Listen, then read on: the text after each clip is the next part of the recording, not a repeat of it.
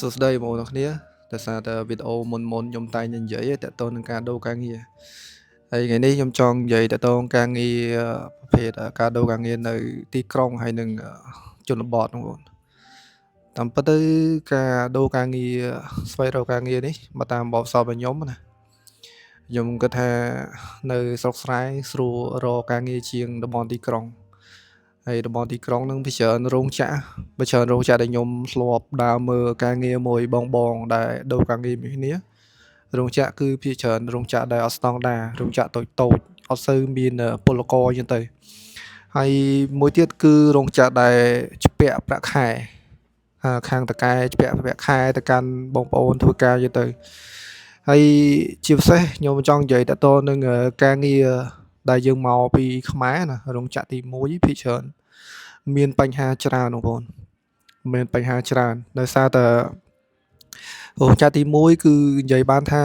ថារោងចក្រមានបញ្ហាមានអីច្រើនដូចជាស្ពាក់លុយប្រាក់ខែពលករហើយការងារហ្នឹងគឺរៀងពិបាកអញ្ចឹងទៅហើយពលករអត់សូវមានពលករបរទេសធ្វើការនៅហ្នឹងហើយមួយទៀត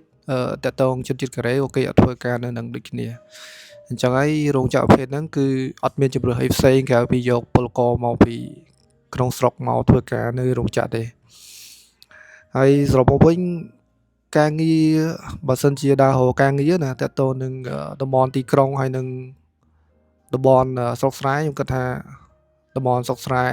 តំបន់ដាច់ស្រយាលហ្នឹងគឺរកការងារស្រួលជាងបងហើយប្រភេទរោងចក្រក៏រោងចក្រល្អច្រើនជាងតំបន់ទីក្រុងដែរនេះតាមអបអរសារបស់ខ្ញុំខ្ញុំធ្លាប់ដើររកការងារជាក់ស្ដែងនៅបើនិយាយទៅដូចជាតំបន់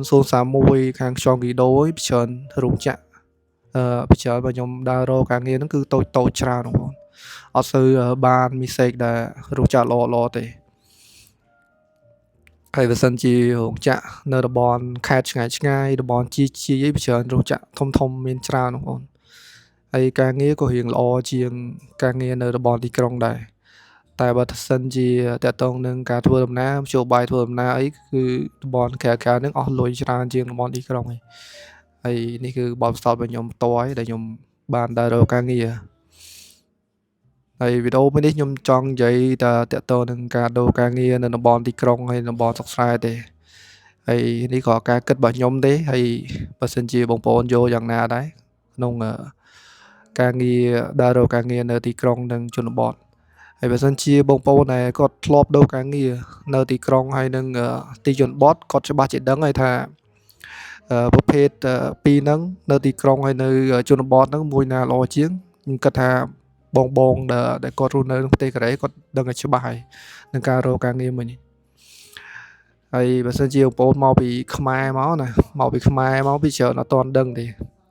ថាការងារនៅពេលដែលយើងដូរហ្នឹងនៅទីក្រុងហើយនឹងតំបន់ខេត្តឆ្ងាយហ្នឹងមួយណាល្អជាងតែបើស្រាប់តាមខ្ញុំគិតណាខ្ញុំគិតថាតំបន់ជនបទគឺស្រួលដល់រកការងារជាងហើយតកែក៏គេអត់សូវរើសយើងច្រើនដែរបងប្អូនគេអត់សូវសាញយើងណានិយាយបានថាអត់សូវសាញហើយបើនិយាយពីទីក្រុងវិញដើររកការងារមកគេអត់យកទេគេយកដល់ពលអ្នកដែលមានសុខភាពរៀងសល់ឆ្នាំច្រើនចេះភាសាកូរ៉េនិយាយបាននេះបានគេយកហើយនេះគឺបបសរបស់ខ្ញុំតើខ្ញុំធ្លាប់ដើរមួយបងដែលក៏ដូរការងារអញ្ចឹងណាបងប្អូនហើយវីដេអូមួយនេះខ្ញុំមានតែប៉ុណ្្នឹងទេដើម្បីចែកម្លែកទៅកាន់បងប្អូនដែលមានបំណងដូរការងារនៅក្នុងប្រទេសកូរ៉េហើយអត់ដឹងថាគួរទៅស្វែងរកការងារនៅតំបន់ណាដែលល្អអញ្ចឹងហើយវីដេអូមួយនេះខ្ញុំមានតែប៉ុណ្្នឹងទេបងប្អូនជួបគ្នានៅវីដេអូក្រោយទៀតបងប្អូន